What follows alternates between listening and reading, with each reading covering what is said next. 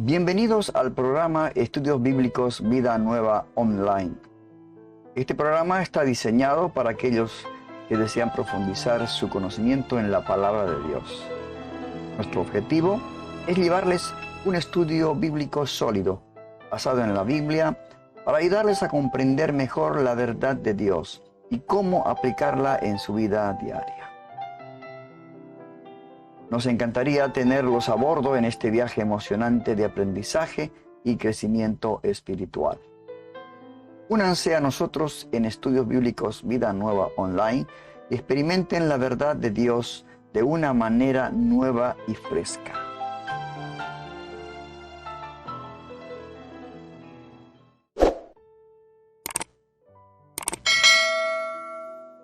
Muy buenas tardes, amada audiencia. Les saludo con la dulce paz del Señor. Muy buenas tardes, estudiantes de la Biblia y todo aquel que en esta tarde nos está acompañando.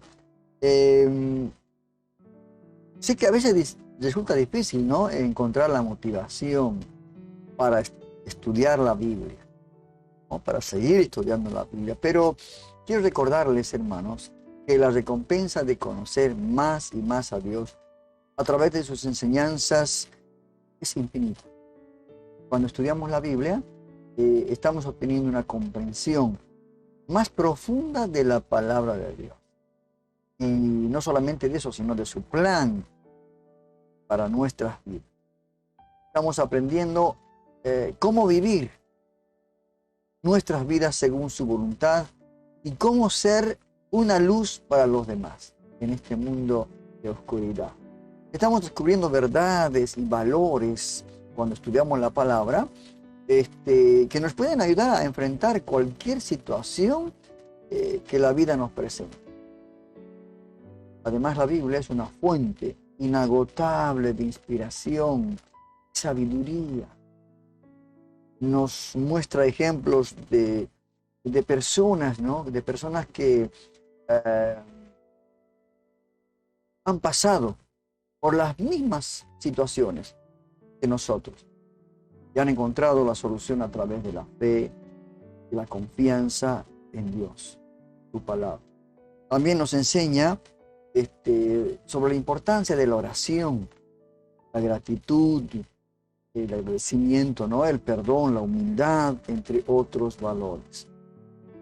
Así que les animo a seguir estudiando la Biblia y a profundizar en su relación con Dios. La recompensa de hacerlo es inmensa y vale la pena cada esfuerzo. Recuerden que no están solos en este camino, que cuentan con una gran mayoría, ¿no?, de los que hoy en día son cristianos y quieren aprender de las cosas de Dios, y que les apoyan y están dispuestos a crecer juntos. Que Dios los bendiga, hermanos y estudiantes, en su camino de estudio, crecimiento espiritual. Vamos a empezar una nueva etapa. Hoy vamos a ver, y los próximos programas, el libro de los Hechos de los Apóstoles. Vamos a ver el inicio de la iglesia. Vamos a ver la transición de la iglesia. Y por último, la consolidación de la iglesia. Y la iglesia somos nosotros, fueron ellos, ¿verdad? Así que les animo para que nos acompañen y estén cada día, ¿no?, con esa diligencia de poder estudiar a Dios, la palabra de Dios. Esto es tan importante en nuestra vida, hermanos queridos. Por eso cuando yo pongo este texto bíblico que ha sido lema, que ha sido el texto que cada inicio de clases hemos empezado a leer, le animo a que pueda recibir esta palabra que ahí tiene usted en la pantalla. El apóstol Pablo, en una de las últimas cartas que escribió antes de morir, de ir a la presencia del Señor, le escribió a Timoteo, un pastor joven, ¿no?, para que también enseñe a los demás. Esto corresponde a nosotros como estudiantes de la palabra de Dios. Hay muchos estudios bíblicos ahora por la red. Hay institutos bíblicos, hay seminarios bíblicos.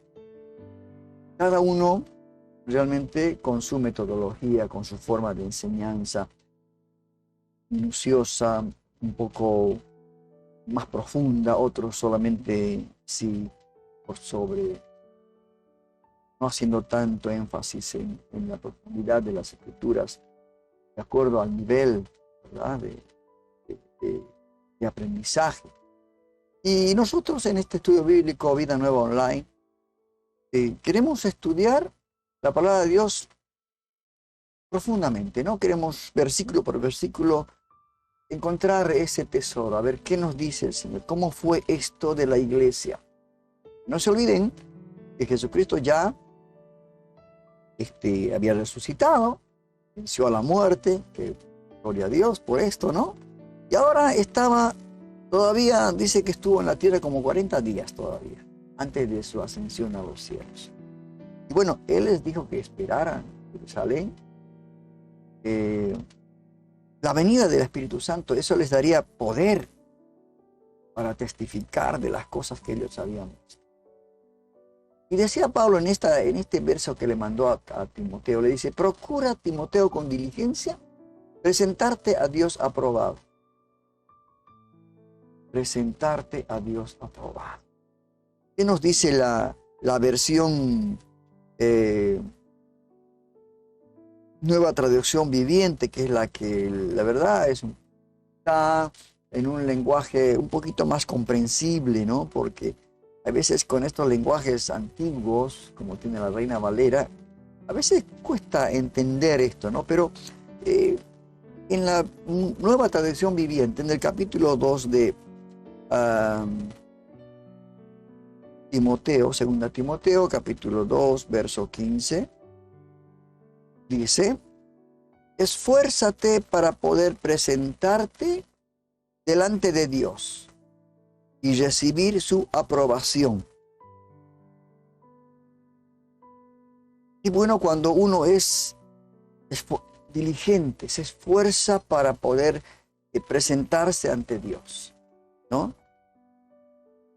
Que Dios diga, bueno, que mi hijo ama mi palabra y está escudriñando y está aprendiendo, para que el enemigo no pueda hacer tambalear su fe, ¿no? No pueda hacerle que salga de la sana doctrina.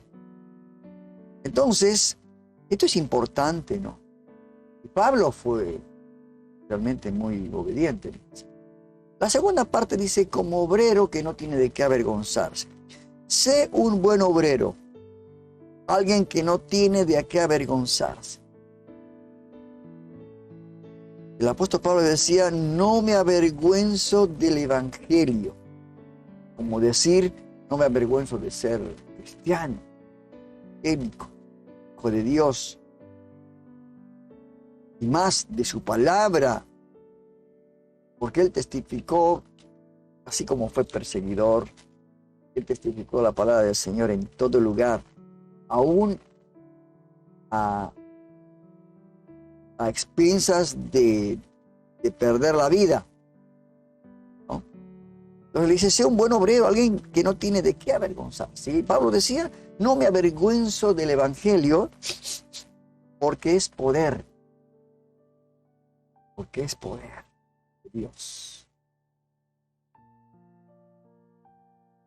Y la otra parte que termina diciéndole Pablo es que traza bien la palabra de verdad. Ya que en la Nueva Traducción Viviente dice: y que explica correctamente la palabra de verdad. No manipula, no la adultera, no la enseña de acuerdo a, ¿cómo podríamos decirle? De acuerdo a nuestra conveniencia. Corta derecho. Y al cortar derecho realmente es algo que a muchos molesta. No pueden, así como cuando Esteban testimonió de lo que Dios hizo, dice que la gente le crujía los dientes, la rabia, y lo agarraron y lo quisieron y lo apedrearon y murió de esta manera. Entonces, es bueno, ¿no?, explicar la palabra correctamente, tal cual como dice el Señor. Pero vamos ya al libro de Hechos de los Apóstoles. Ese es el libro que ahora nos corresponde estudiar. El libro de los Apóstoles, Hechos de los Apóstoles, que tiene 21 capítulos, si no me equivoco, sí. Y vamos a ir estudiando capítulo por capítulo. En los primeros capítulos quizás no vamos a tener el apoyo, como lo hicimos en el Evangelio de Juan, de algunos fragmentos de la película, porque he tratado de buscar una película que esté, en cuanto al relato, que esté lo más posible acercado con lo que leemos nosotros, cronológicamente, ¿verdad? Pero no he podido encontrar. Solamente encontré una película que realmente me gustó, pero son 24 acontecimientos. Por eso cuando nos toque llegar a un acontecimiento de los cuales yo ya tengo grabado una porción, vamos a compartir ese fragmento de la película, para que nos sea un poquito más fácil para entender la palabra de Dios. Pero este crecimiento de la iglesia, esta transición, consolidación, fue realmente algo que no es tan complicado como el libro de Apocalipsis, de Revelación. No es tan complicado, no tiene mucha psicología. Son acontecimientos que vivió la iglesia, ¿no?, al comenzar ese inicio, después de la partida del Señor, ¿no?, después de que recibieron los discípulos la promesa del Espíritu Santo. Fueron testigos, ¿no?, en Judea y Samaria, y hasta lo último de la tierra. Jerusalén, Judea, Samaria, hasta lo último de la tierra. Entonces, vamos ya al primer capítulo, y dice, en el primer tratado, oh Teófilo, te he hablado todas las cosas que Jesús comenzó a hacer y a enseñar. El estimado Teófilo, le dice en esta versión, en mi primer libro me refería a todo lo que Jesús comenzó a hacer y a enseñar. Aunque el escritor del libro de los Hechos no está muy claro, siempre se ha conocido que lo escribió Lucas, médico, ¿verdad? Quien escribe a Teófilo, una persona como diciéndole a nosotros, una persona similar a nosotros, para continuar seguramente con lo que ya había estipulado en el Evangelio que anteriormente escribió. Que no se olvide que Lucas escribe 2 libros, ¿verdad? El Evangelio de Lucas y el Hecho de los Apóstoles. Vamos con el verso 2. Dice, hasta el día en que fue llevado al cielo, luego de darles instrucciones por medio del Espíritu Santo a los apóstoles que había escogido. Olvide que el Señor eligió a 12 discípulos, los cuales, bueno, uno fue el que lo iba a traicionar, estaba escrito, y estos siguieron después de que el Señor lo llamó a Pedro para que reuniera a sus hermanos, los que ya habían decidido ya volver a sus actividades, porque Él le dio una comisión muy importante a Pedro, que los pastoree, que los alimente. Y esto era lo más importante. Por eso justamente ahora, liderizado por Pedro y Juan, ellos estuvieron esperando junto con los 12 la promesa del Espíritu Santo. Y efectivamente, ¿no?, en el Evangelio de Lucas contiene la información que estamos describiendo.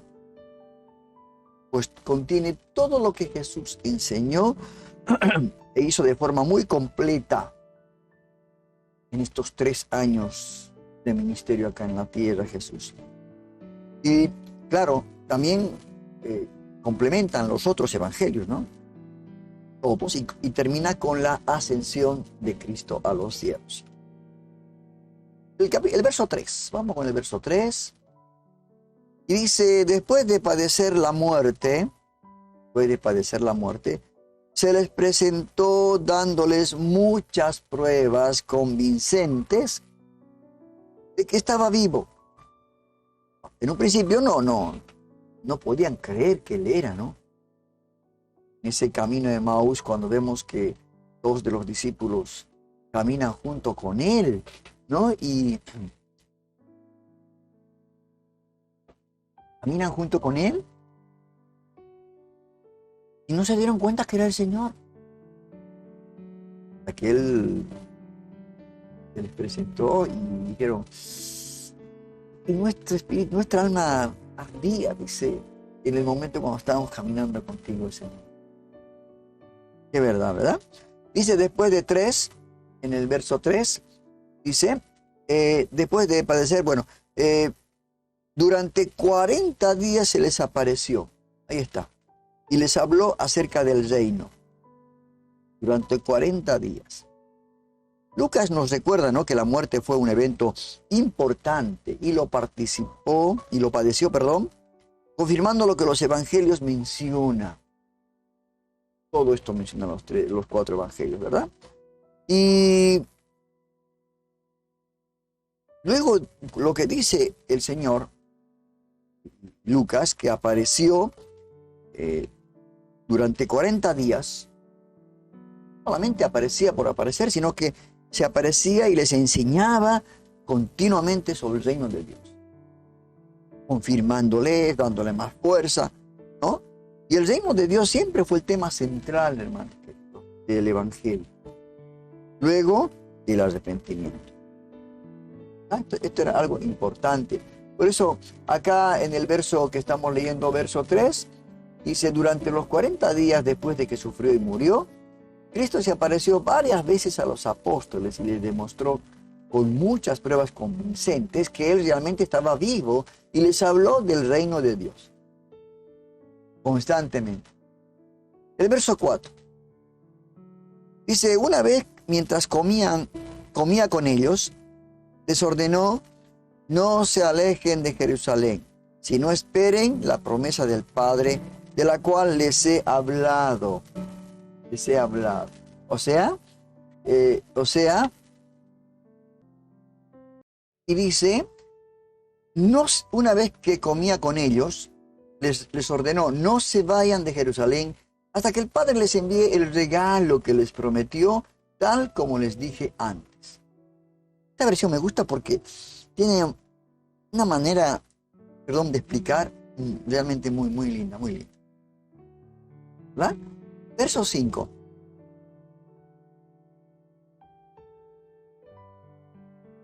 Verso 5. Claro, en el pasaje anterior, además de comer con ellos, además de estar en presencia de un cuerpo resucitado, glorificado, hermanos queridos, Jesús les da la orden que debían de cumplir para recibir la promesa de papá. Había una orden, había una manera de recibir. Y era no alejarse de Jerusalén, no salir, ¿no? Pues habría de ser esta ciudad en donde la promesa de recibir el Espíritu Santo iba a ocurrir. ¿Sí? Por eso nosotros cuando llegamos a la iglesia, los que nacieron de nuevo, es un momento donde todavía no pueden salir. Tienen que prepararse, tienen que recibir la llenura del Espíritu Santo, ¿no? Tienen que prepararse en la palabra, ¿no? Y después, ya preparados, así como ellos, una vez recibido en Jerusalén, podían salir a predicar y ser testigos de la resurrección y de la salvación de sus vidas, ¿verdad? Verso 5, que hemos leído. Verso 6, perdón.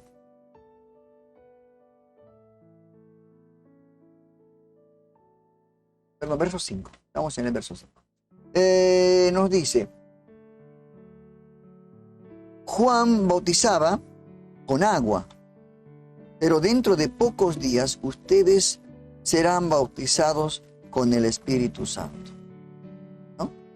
Ya ellos habían seguramente probado el bautismo en agua, en imitación a Cristo, que lo recibieron por Juan el Bautista, ¿no? y otro es por Jesucristo, porque bautizaba a Juan y bautizaba a Jesucristo, ¿verdad? Pero Jesús les habla de un nuevo y diferente bautismo. Diferente.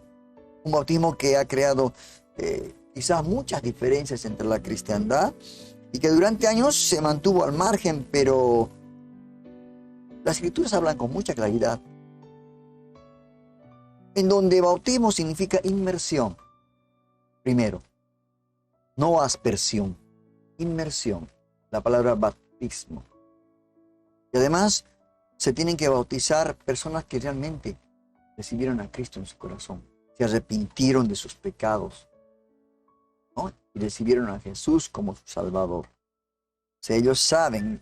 Y por eso a veces nosotros cuando vemos en la iglesia católica que bautizan a pequeños, al mes, a los 2 meses, yo digo, no, ellos saben lo que significa.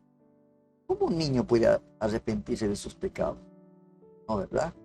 Y sí, pero bueno, ahí está esa equivocación. Ahí están esas diferencias que empiezan a mostrarse, que realmente no están en la verdad. Y bueno, algún día, Dios quiera que puedan salir de ese error. ¿Ah? Y Jesús les habla de un nuevo y diferente bautismo. Y les habla con mucha claridad. Verso 6. Vamos con el verso 6. Dice, entonces los que estaban reunidos con él le preguntaron, Señor, ¿es ahora cuando vas a restablecer el reino de Israel? O en otras palabras. Así que mientras los apóstoles estaban con Jesús, le preguntaron con insistencia, Señor, ¿ha llegado el tiempo de que liberes a Israel y restaures nuestro reino? Está bien, parecida, ¿no? La otra traducción. Sí, está linda. ¿Por qué le preguntaron esto? Aunque habían recibido las enseñanzas de Jesús, Jesús les había predicado sobre el reino de los cielos. El reino de los cielos, no el reinado de esta tierra. Pero ellos insistían como judíos, como cualquier persona, ¿no? En independizarse. Eso es verdad esto también. Nacionalistas, los judíos. Y habían ellos insistido al Señor pensando en restablecer el reino de Israel. Los judíos esperaban que el Mesías viniera a restaurar el reino de Israel. Lo cual mostraba que aún les costaba comprender el mensaje que les era predicado, debido a su trasfondo religioso judío. Y ahí estaba de por medio la incredulidad. Y algunos preguntaban si él era el Mesías, que había de establecer el reino, ¿no? El que había de restablecer el reino a Israel. Y la duda estaba siempre. Pero el Señor, siempre con ese amor que enseñaba y que les mostraba, el verso 7 les dice, no les toca a ustedes conocer la hora ni el momento determinado por la autoridad misma del Padre, les contestó Jesús. Y en esta traducción dice, solo el Padre tiene la autoridad para fijar esas fechas y tiempos. Y a ustedes no les corresponde saber. Muy claro, muy específico en esta situación. Jesús detiene su animosidad por sus mentes inquietas, ¿no? Como a todos, después de esto, ¿ahora qué va a pasar? ¿Te vas? Vamos a seguir, ¿qué va a pasar con nuestra nación? Siempre la pregunta está, ¿no? Entonces, Jesús nos recuerda también a nosotros hoy en día, porque a veces decimos así, ¿cuándo viene el Señor? ¿Qué va a pasar? Siempre está la pregunta en nuestras vidas, ¿no? Jesús nos recuerda hoy, hermanos, que muchas cosas hay que no serán revelados a los hombres en este tiempo. como el conocer la hora y el momento en que el reino de Dios se establecerá en su totalidad. Tampoco no nos puede decir la hora que Él va a venir a buscar a su iglesia. Él dijo, no, nadie sabe el día ni la hora, solamente el Padre. Pero ustedes velen y oren, estén preparados, porque el día vendrá como ladrón en la noche. Será la final trompeta. Así que tenemos que estar preparados. Y esto de preparados significa que tenemos que estar pegados a Cristo, en obediencia a Cristo, en santidad a Cristo. ¿Sí? Entonces esto es importante, permanecer en Él. Él decía en el capítulo 15 de Juan, permaneced en mí. Decía también, yo soy el camino, la verdad y la vida. Nadie llega al Padre si no es por mí. Está ahí, pero parece que a veces la duda entra en nosotros, ¿no? ¿Cuándo? Hay mucho pasó desde el momento que el Señor le dijo que Él volvería. Dijeron, ¿qué pasa que no vuelve, no? Se dice que vuelve y no vuelve. Dice en su palabra que como algunos creen, es por tardanza, no. Sino Él lo hace porque Él no quiere que nadie se pierda. Aún todavía hay esa oportunidad para volverse a Él.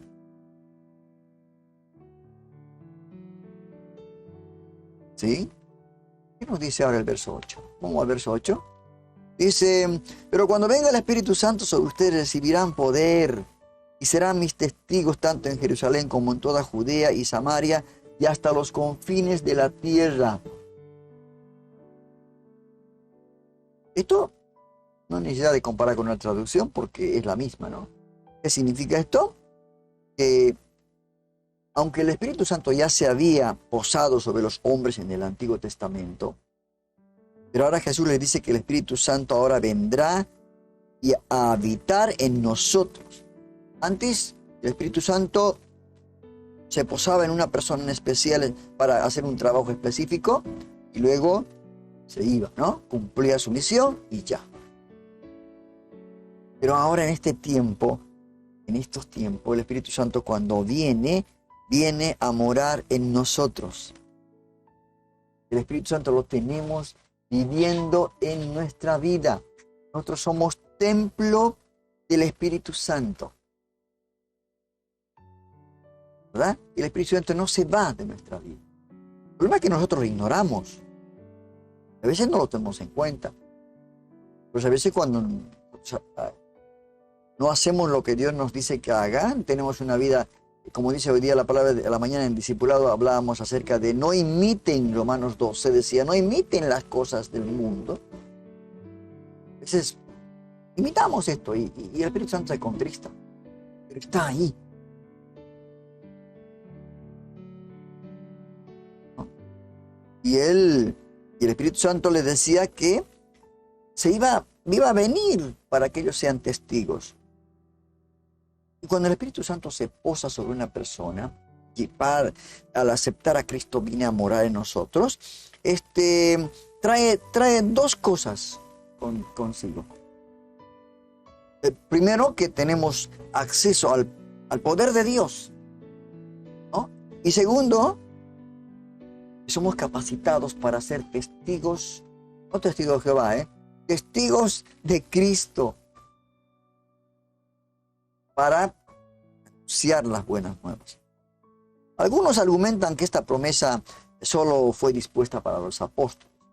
Hay de todo, ¿no? En cuanto a la interpretación.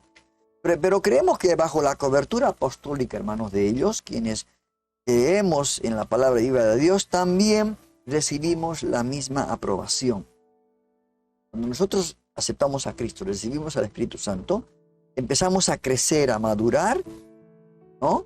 Ahí recién salimos, siendo discípulos, a ser otros discípulos, a anunciar el Evangelio, hacer discípulos en todas las naciones.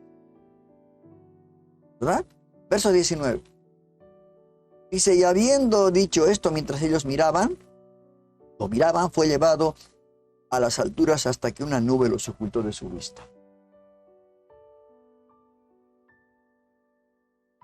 Una nube los ocultó de su vista. Luego de darles, hermanos, las últimas ordenanzas enfrente de sus ojos, visiblemente, fue llevado, dice, alzado, enaltecido en las alturas, hasta que desapareció. Qué tremendo debe ser, ¿no? Pero qué tristeza también para los que quedaban. Un momento muy especial. No todos tienen las mismas sensaciones, ¿verdad? Dice que hasta de que desapareció entre las nubes. Lo ocultó de sus vistas. Bueno, debió haber alcanzado una gran altura, ¿no? Cuando algo se eleva, ¿vio? Cuando esos globos aerostáticos se elevan. Cuando usted lanza un globo con el aire y se eleva y se pierde a una determinada altura, ¿no? Qué tremendo. Y yo creo que el ministerio de Jesús siempre estaba rodeado de circunstancias sobrenaturales. Cuando le apareció a Pedro y a Juan, Jesús ahí entre los dos, Moisés y Elías. Siempre ha pasado estas cosas estando Jesús acá en la tierra. Y la ascensión que ahora ellos estuvieron presenciando, no deja de sorprenderlos también. ¿verdad? Verso 10. Dice, y ellos se quedaron mirando fijamente al cielo mientras él se alejaba. De repente se les acercaron dos hombres vestidos de blanco que les dijeron. Oh, qué tremendo. A ver. ¿Qué les dijeron? Galileos, ¿qué hacen aquí mirando el cielo? En esta versión dice, ¿por qué están aquí parados mirando al cielo? No hay mucha diferencia, ¿no? Jesús fue tomado de entre ustedes y llevado al cielo, pero un día volverá del cielo de la misma manera en que lo vieron irse.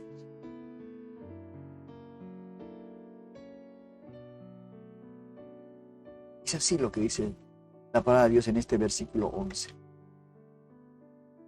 Todos estaban sorprendidos. Imagínense si usted está ahí y se ve elevar a una persona. ¡Oh! Increíble, ¿no? Era como que ese cuerpo glorificado no estaba sujeto a las leyes de gravedad. Impresionante. Qué hermosura, ¿no? Qué cosa hermosa. Dice que se quedaron estupefactos. Porque habían dos seres, dice, de apariencia de hombres, que parecen ser ángeles. Y les sacan de su pasmosidad recordándoles que aquel a quien vieron irse de esta manera, vendría de la misma manera a buscar a su iglesia. Sí va a pasar, va a acontecer, hermano. Qué hermoso. Por eso tenemos que estar atentos, porque así va a ser la venida de Jesús en su segunda venida de Jesús. Qué hermoso. Verso 12.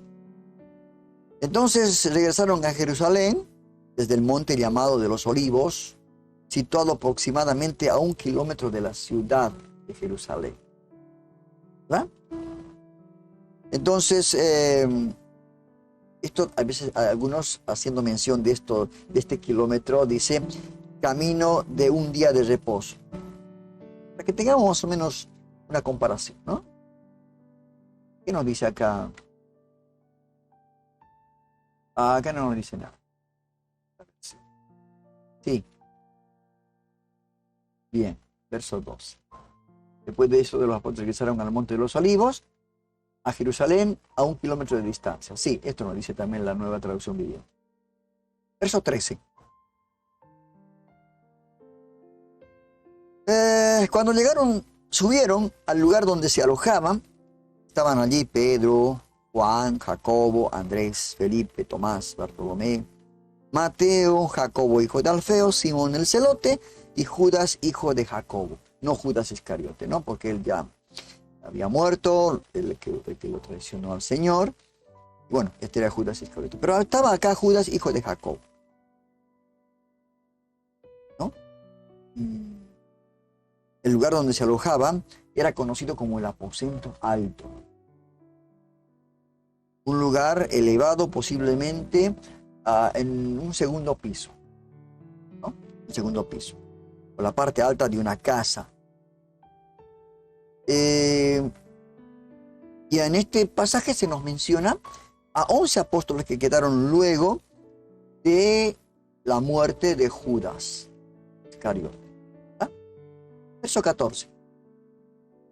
Dice, todos.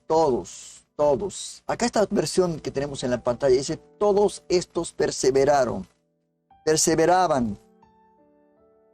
unánimes en oración y ruego. ¿No? Y acá en la versión traducción viviente dice, todos se reunían y estaban constantemente unidos en oración.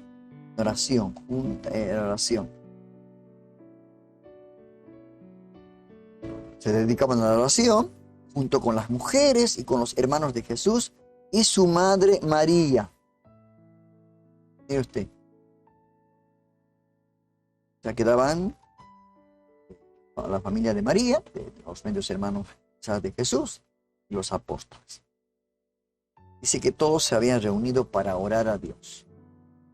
Yo creo que en esa época, hermanos queridos, la oración era algo, una escapatoria, ¿no? Podríamos decir, una solución, un consuelo, una fortaleza para pasar los momentos difíciles que estaba aconteciendo y que iba a venir, No nos olvidemos que Jesús nos dio el ejemplo de la oración, porque Él, para empezar la jornada de cada día, muy de mañana, dice, Él oraba.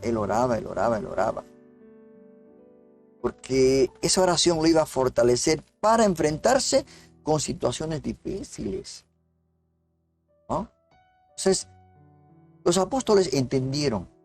Menos mal que entendieron. Hoy en día la iglesia de estos tiempos, ayer mientras viajábamos con mi hijo estuvimos hablando de este tema, la iglesia de estos tiempos parece que se está desvirtuando de la iglesia que debería ser, la iglesia que dejó el Señor, y que vamos a ver ahora qué tipo de iglesia era esta, cuáles eran la forma de conducirse, de manejarse, ¿no?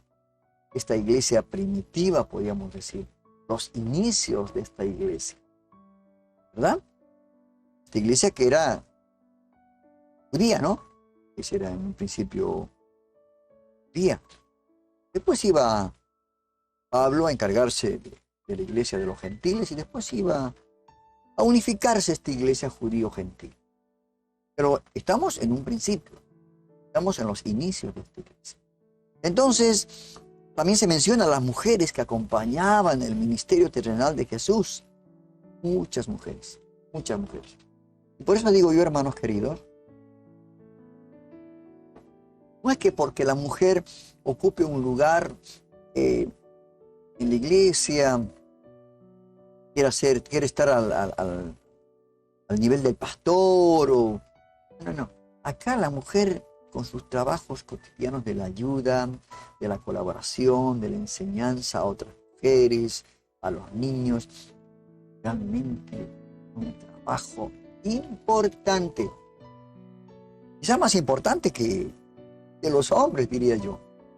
Estaban como pastores, ancianos, diáconos, ¿no? Entonces dice que las mujeres estaban ahí. Hermanos de Jesús, de quienes se hace en este versículo se hace una mención particular, porque ellos no creían en Jesús. No. Ellos solamente estaban pensando darse a conocer, como decir, bueno, colgarse, ¿no? de la fama de Jesús. Decir, mire que Jesús es mi hermano, Sí, Pero ellos yo creo que han debido entender, después de la resurrección de Jesús, que era el Mesías. Han debido entender mucho. Por eso estaban junto con ellos, ¿no? Acá nos dice. Dice, orar en el mismo espíritu. Hacían esto.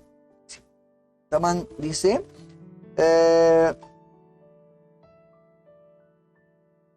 todos se reunían y estaban constantemente unidos en oración. O sea, podemos decir que era una oración congregacional. No era una oración personal. El Señor mismo explicó que uno, si quiere orar, va y enciérrese en su cuarto, en su pieza, y ahí en secreto ore al Padre, dice, para que el Señor lo recompense el público y todo esto, ¿verdad? Pero esto era una oración congregacional. Estaba en el mismo espíritu. O sea, quiere decir que había un motivo común, ¿no? Dice la palabra de Dios que si dos se pusieran de acuerdo, todo lo que pidieran al Padre será hecho. Ahí está. Entonces, había una oración, un motivo común. Y lo más importante, había comunión entre quienes perseveraban en la oración. Una comunión, una coinonía. Esto es lo que falta. Por eso dice la palabra de Dios, si dos se ponen de acuerdo. Porque si no hay comunión, no hay acuerdo, es imposible. ¿Verdad? Entonces había comunión, había un motivo común, ¿no? Y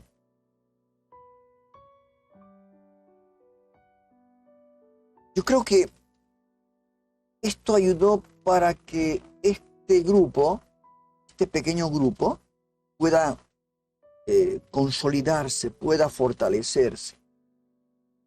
Esto es importante, ¿no? Es bueno cuando una familia ora unida, como que ponen un vallado. El enemigo no puede tocar. Por eso en las iglesias hay ministerios, podemos decir, de la oración, donde hay hermanos que oran, tienen un día en la semana para orar por las necesidades de la iglesia. Verso 15. En aquellos días, dice, Pedro se puso en pie en medio de los creyentes. Era un grupo como de 120 personas. Ahora, usted dirá, ¿por qué Pedro, no? Y porque el Señor lo llamó a Pedro. Ahí junto a las orillas del mar de Galilea, lo llamó a Pedro y le hizo estas 3 preguntas. Esta pregunta por 3 veces. Si lo amaba.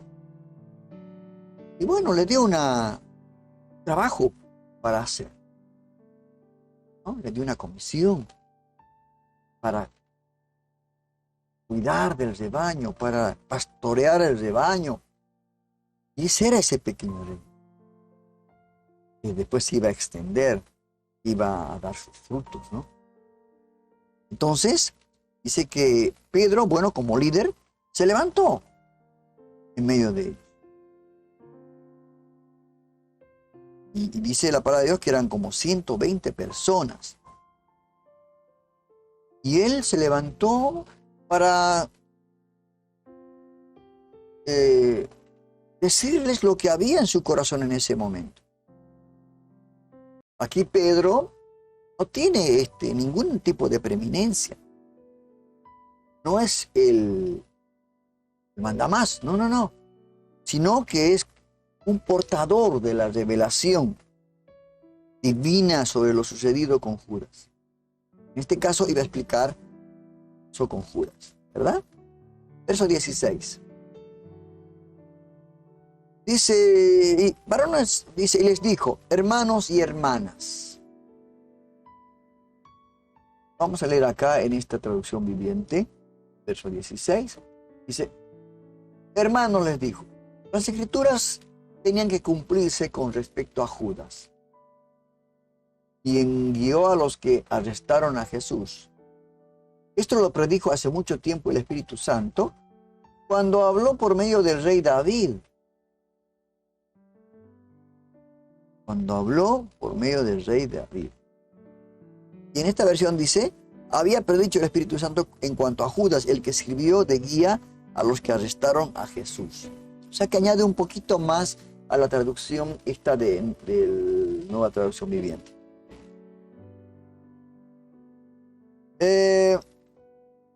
Explicó lo que había pasado con Judas, haciendo mención lo que fue profetizado por David, ¿no? Y en este verso 17, dice, Judas se contaba entre los nuestros y participaba en nuestro ministerio. Ahora, yo creo, hermanos queridos, que aunque fue discípulo de Cristo, es como que aunque en la iglesia donde usted está, hay hermanos que están estudiando el discipulado, ¿no? En este caso, fue discípulo Judas de Cristo, participó en el ministerio y se contaba dentro de los de Jesús, no pertenecía a ellos. No pertenecía. Y sí, porque el hecho de ir a estudiar, de aprender, de hacer actividad, de involucrarse, esto no es ¿cómo le puedo decir? Una condición como para decir estoy en Cristo. Realmente lo sigo a Él fielmente. Muchos, como dice la palabra de Dios, ¿no? El Señor dice, muchos dirán en aquel tiempo, Señor, en tu nombre hice esto, hice milagros, hice tal cosa, tal cual. Y Él que dijo, no te conozco, hacedor de maldad. O sea, la actividad no es específicamente estar en Cristo. ¿Verdad? Entonces, Judas, a pesar de que fue discípulo, participó en el ministerio, de último momento, no pertenecía a ellos. No pertenecía, lamentablemente. Y esto se cumplió proféticamente, ¿no? De lo que había mostrado de Judas lo que iba a pasar. Verso 18. Sigue Pedro explicándoles lo que había pasado con Judas, ¿no? Y en este caso dice, con el dinero que obtuvo por su crimen, Judas compró un terreno. Allí cayó de cabeza, o sea, ahí fue donde fue a ahorcarse. Colgarse en una rama. Dice, allí cayó de cabeza, se reventó y se le salieron las vísceras. Acá dice, en el verso 18 de la Nueva Traducción Viviente, allí cayó de cabeza, se le reventó el cuerpo, a debe ser de una altura bastante considerable, al hecho de reventarse el cuerpo, ¿no? Y se le derramaron los intestinos. Mire usted la muerte que tuvo. Tremendo, ¿no? Cayó de cabeza.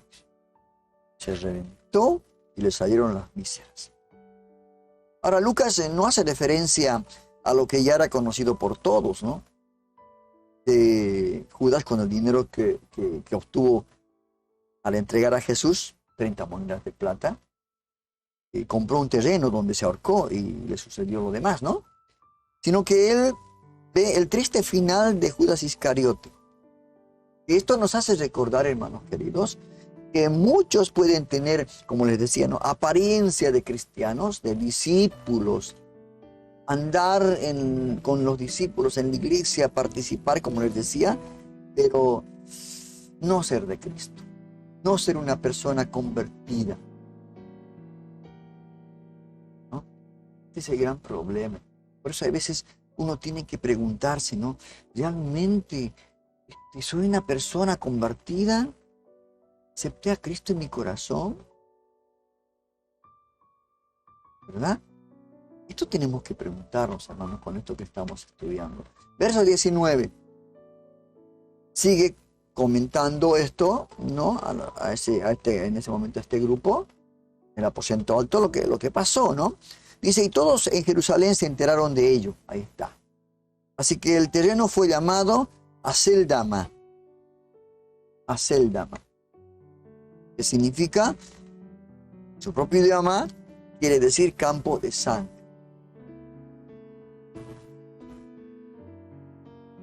El terreno dice, comentario aparte, que fue comprado por Judas, adquirió un nombre que describía lo que había hecho Judas: entregar la sangre de un inocente. De ahí este terreno se llama campo de sangre. ¿Verdad? Verso 20. ¿Qué más nos dice?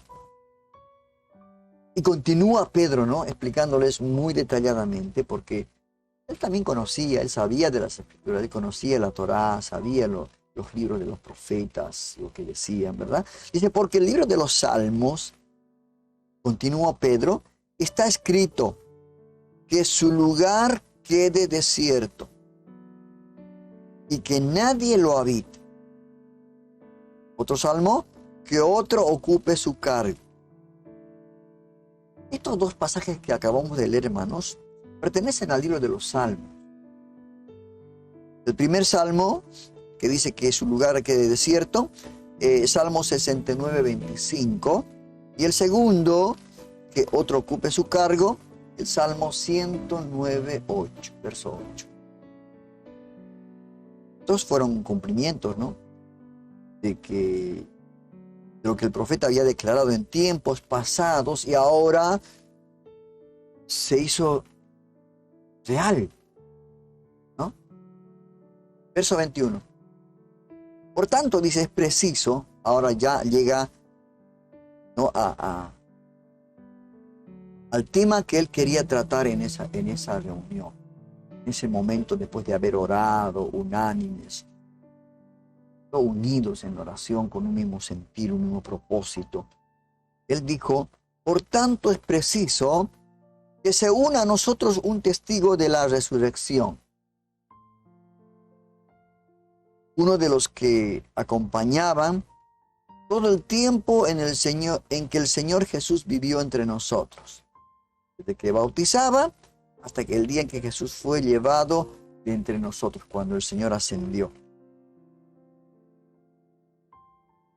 Había que elegir, no era necesario elegir, hermanos, a alguien que ocupara el lugar de Judas Iscariote. Alguien que fuese testigo, ¿no?, de que Jesús vivió, luego de su resurrección, y por último, ser testigo de la ascensión.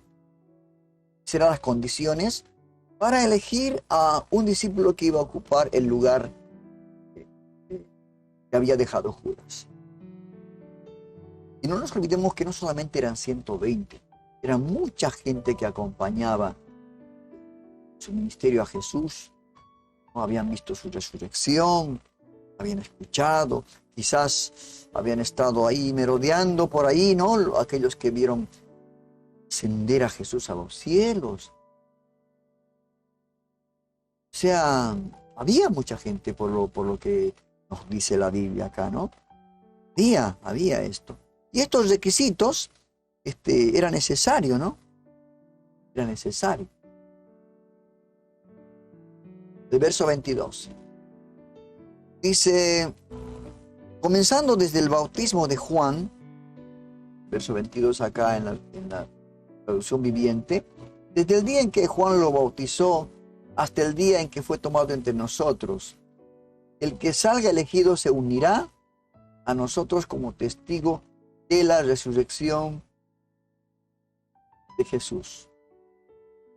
O sea, los que estaban con ellos todo el tiempo mientras viajaban con el Señor Jesús.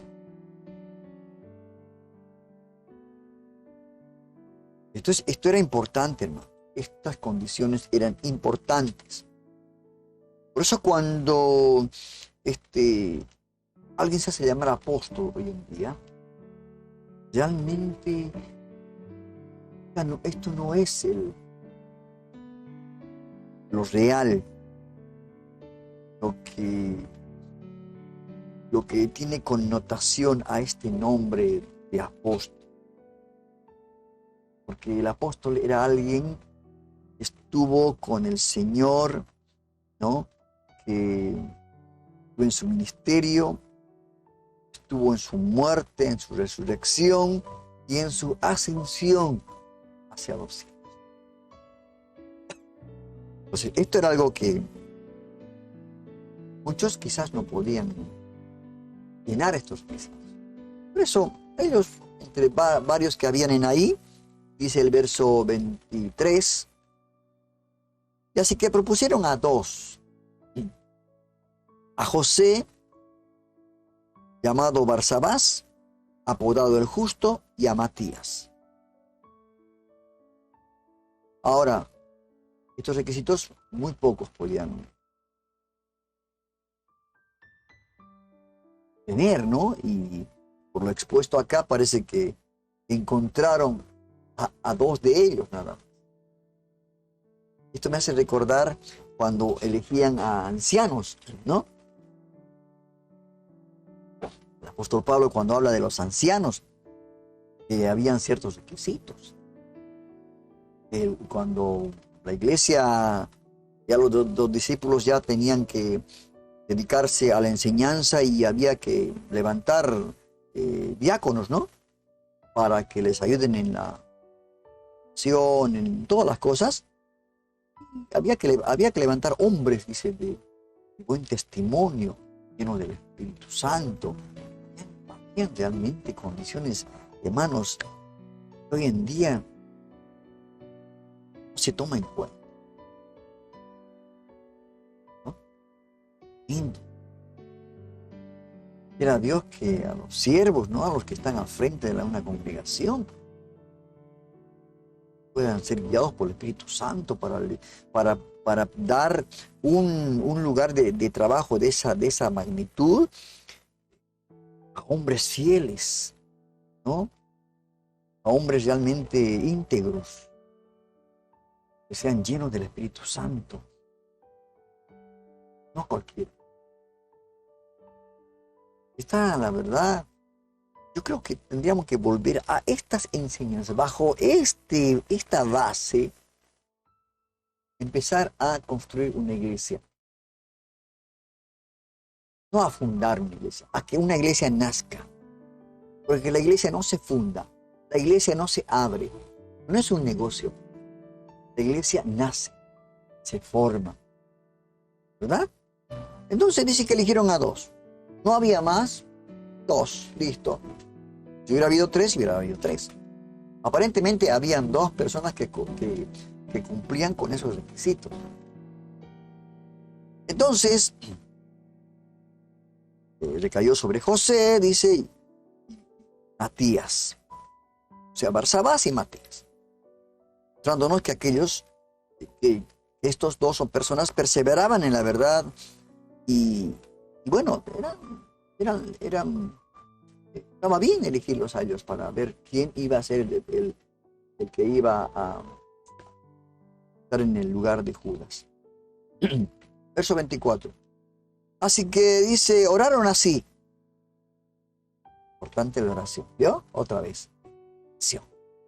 Oración. En el programa Un Encuentro con Jesús, hablé del tema que decía la opinión de Jesús acerca de la oración. Ojalá que usted lo pueda ver. Busquen en YouTube el programa del día jueves. Un Encuentro con Jesús. Y ahí va a encontrar usted la opinión de Jesús, ¿no?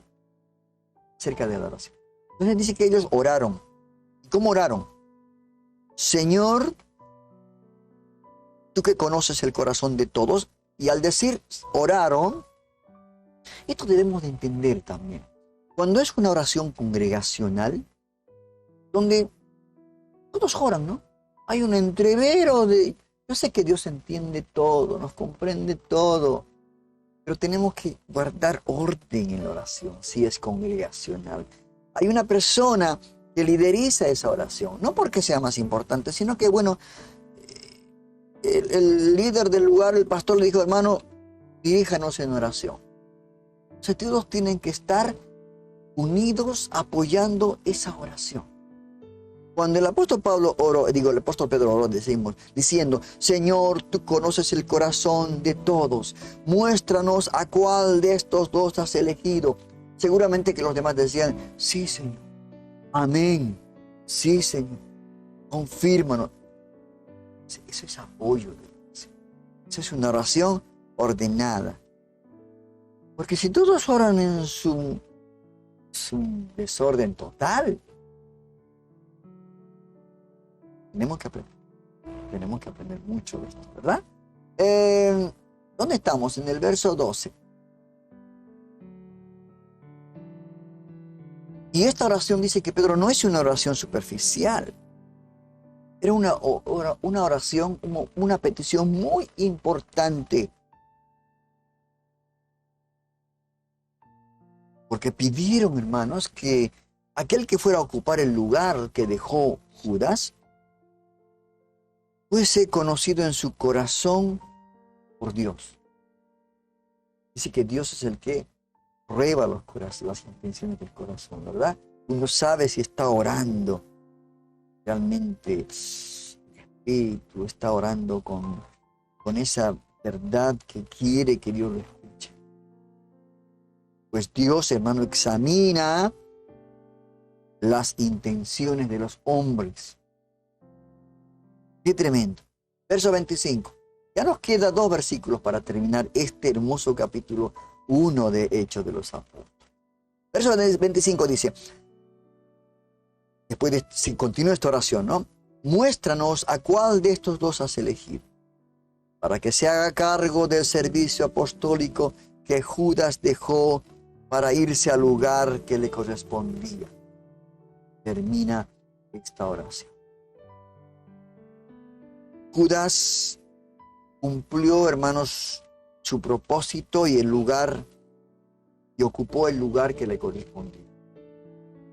¿No? Sabemos que lo que pasó, o sea, la deshonra, terminó mal. Pudiendo realmente ser un instrumento para eso. ¿Verdad? Cuando había podido participar del servicio o ministerio apostólico,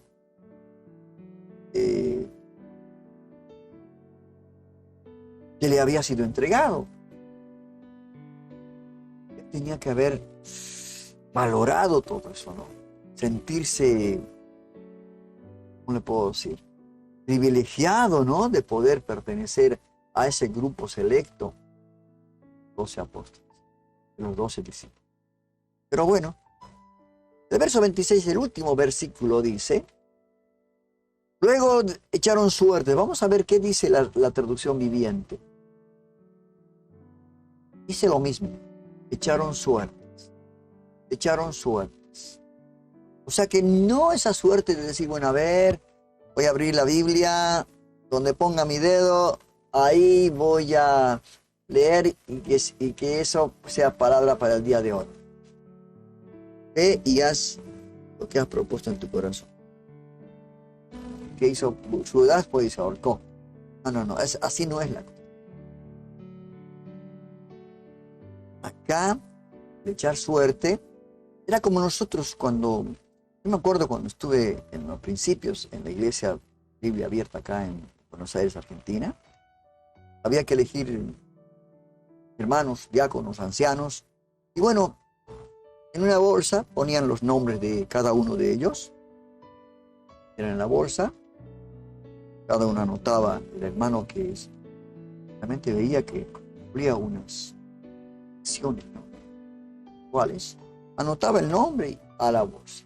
Y bueno, había un hermano que sacaba y decía, bueno, vamos a anotar los puntos que tiene cada hermano que es elegido para diácono. Ya van a hablar. Tal persona, tal persona, tal persona. Y veíamos después la puntuación correspondía a esa persona que tenía que ser diácono. Y así sucesivamente con todos los lugares de trabajo dentro de la iglesia.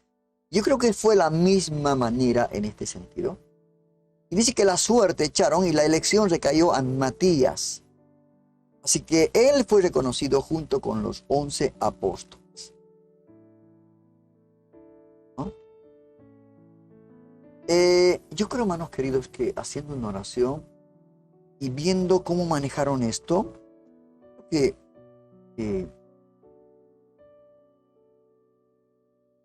ellos confiaban en la soberanía de Dios, ¿verdad? Y todo lo que acontece, hermanos, dice que el Señor pone en nosotros el querer y el hacer, ¿no? Pone en nosotros. Entonces, si ellos eligieron a Matías, ha de ser que ellos vieron cómo era su andar de este discípulo. ¿Sí? No creo que nadie lo haga por amistad, porque me cayó bien, porque da más dinero, no creo. Creo que ellos eligieron dentro de lo que también la soberanía de Dios lo dio, ¿no es cierto? Entonces, y fue Matías que siguió el ministerio apostólico dejado por Judas. Y después, tampoco se conoce mucho sobre la vida de Matías. Como que desapareció, así como la vida de José, el marido de María. No dice mucho. Hay cosas que la Biblia no menciona, pero que todo esto corresponde a la soberanía, a los misterios de Dios, del Señor, ¿no? De Dios, ¿no? Ahora, seguro que hay algunos detalles descritos por algunos creyentes dentro de la iglesia, ¿no? Posteriores, ¿no? Acerca de unas tradiciones, acerca de su vida, ¿no? Por ejemplo, Nicéforo Calixto, historiador, refiere lo siguiente de Matías, ¿no? Matías, que rellenó la docena, dice, atracó en Etiopía primeramente, o sea, después mandar los comisionados, ¿no? Y después de haber llevado multitudes a Cristo, con ánimo valeroso, recibió la corona de martirio. Otras leyendas se encuentran en los Hechos de Andrés, otro libro apócrifo, y Matías, Hechos de Andrés y Matías, otros libros, ¿verdad? No digo que estos libros no tienen veracidad, pero sí que no están dentro del canon bíblico. Dice, Matías seguramente siguió su llamado y compartió el evangelio, y tal como la gran mayoría de los apóstoles, es muy probable que haya enfrentado el martirio. Y claro, porque casi todos los discípulos del Señor, los apóstoles, murieron de una manera trágica. No solamente Juan el apóstol, que murió de una muerte natural. Pero todos los demás realmente enfrentaron el martirio. ¿Qué nos espera a nosotros? Lo que su soberanía de Dios tenga para nuestra vida, ¿no? Seremos quizás aserrados, decapitados por la muerte del Señor. No creo, ¿no? Porque en este tiempo ya no hay eso, ¿verdad? Pero eso sí, hay persecución, dentro de la persecución no puede ser encarcelado, puede quitar la vida, puede perder a su familia, el trabajo y todas estas cosas. Así que, hermanos queridos, yo a veces pienso en esto y me doy cuenta que todo esto que hoy hemos visto, que es el libro de los Hechos de los Apóstoles, estamos haciendo un viaje a través de todo lo que pasó esta iglesia en los inicios de la iglesia. Y vamos a ver cosas hermosas. Va a ser un viaje que, así como Lucas, él es el que escribió este libro, y lo hace en primera persona, cuenta lo que pasó, ¿no? A veces no se menciona a Lucas, pero cuenta lo que pasó. Entonces, únase a este viaje que vamos a hacer. Hoy vimos el capítulo número 1. Vuelva a leerlo para que saque más cosas, para que complementen todo esto de lo que hoy hemos visto. Espero que esto llegue, hermanos, a muchas personas. Que cuando lo baje este video, lo vea este video en el canal de YouTube y en Facebook, compártalo. Comparte este video bíblico que realmente va a ser de mucha bendición para su vida. ¿Sí? Y hasta aquí hemos dado término y fin a este estudio bíblico del día de la fecha. Esperamos que usted no falte a las clases, no falte. Vamos a estar todos los días domingos. Estamos haciendo en forma, no en vivo, porque estamos con problemas de la señal de internet, pero lo estamos luego subiendo a YouTube y a Facebook para que usted pueda compartir con los hermanos y compartir con otras personas que no conocen al Señor, para que también usted pueda ser partícipe de la verdad. Suscríbase para que usted esté atento a los videos que se van realizando, a las lecciones no solamente de estudios bíblicos, sino que al programa Un Encuentro con Jesús, que se da los días jueves, panorama de Cristianos de Noticias de los días lunes. Tenemos un programa muy cortito de reflexiones, que lo publicamos también en YouTube y en Facebook, como es Tu Palabra es Verdad, que también tenemos ahora en Spotify, en los podcasts, reflexiones cortitas de la vida diaria que nos van a dar aliento para seguir adelante, ¿no? En este tiempo donde hay muchos problemas, muchas dificultades y aún todavía vienen días de mucho peligro, mucho sufrimiento sobre todo. Hermanos queridos, que Dios me lo bendiga mucho, que en este día haya aprendido algo más de lo que sabía, que bueno, que siga enriqueciendo y que siga dando frutos. Y no se olvide, hermano querido, no se olvide de lo más importante, que es estudiar la palabra de Dios, ¿no? Y hoy aprendimos de oración.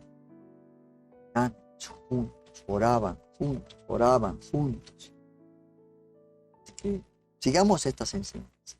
Que el Señor los bendiga, hermanos, y hasta aquí ha sido el programa de Estudios Bíblicos Vida Nueva Online. Que Dios los bendiga.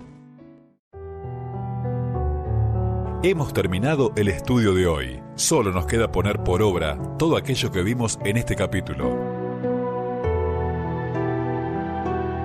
Nuestro propósito es no solo conocer la Biblia, sino poner en práctica para tu crecimiento espiritual. Los invitamos para el siguiente estudio de la Palabra de Dios, el día domingo a las 15 horas de Argentina, por el canal de YouTube y Facebook. Dirige Rodolfo Vargas. Hasta la próxima.